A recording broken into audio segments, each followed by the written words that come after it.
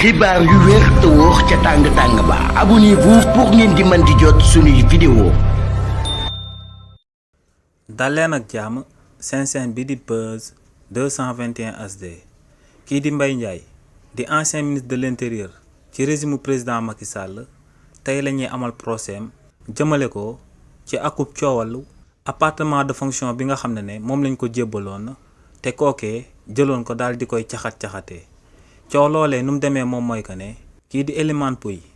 di njiitalu société bi ñu dippee SOGEPA SN société nationale de gestion d'exploitation du patrimoine bâti de l'État kookee ginnaaw bañ ko tabee ci bopp structure boobee dafa amaloon ay audit daal di koy jëmale ci ay tooxi duuna yu fa amoon si li ni mel nag dafa gisoon que ne kii di Mbaye Ndiaye ginnaaw ba mu daan nekk ministre de l'intérieur ci réewu Sénégal dañ koo jébbaloon akub maison de fonction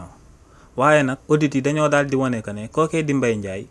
ginnaaw ba mu nekk tulee akub ministre ci réew mii di Sénégal loolee sababut benn yoon mu delloo woon maison de fonction boobee ñu ko jébbaloon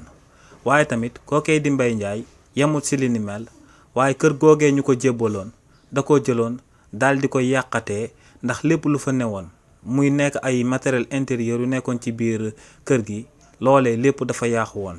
ginnaaw nag bañ xaymaa lu yàqu woon ci kër googee dafa toll ci 50 millions de francs CFA bi nga xam ne xaalisu sénégalais yi la li ni mel nag moom moo sababoon Elimane Pouye mi nga xam ne moom mooy directeur général bu SOGEPA jëloon ay responsabilités am daal di porter plainte kookee di Mbaye Ndiaye ngir mu daal di delloo 50 millions de francs CFA yooyee mu yàqaloon réewu Sénégal li ni mel nag moom moo sabab plainte boobee tey mu daal di teeree ci tribunal grande instance bu Dakar ba procès bi nga xam ne moom moo war a jaar ci diggante kii di Mbaye Ndiaye ak SOGEPA ñu war koo daal di tëgg tey ci réew mii di Sénégal. xibaar yu wér te wóor ca tàng-tàng ba abonnez-vous pour ngeen di mën di jot suñuy vidéo.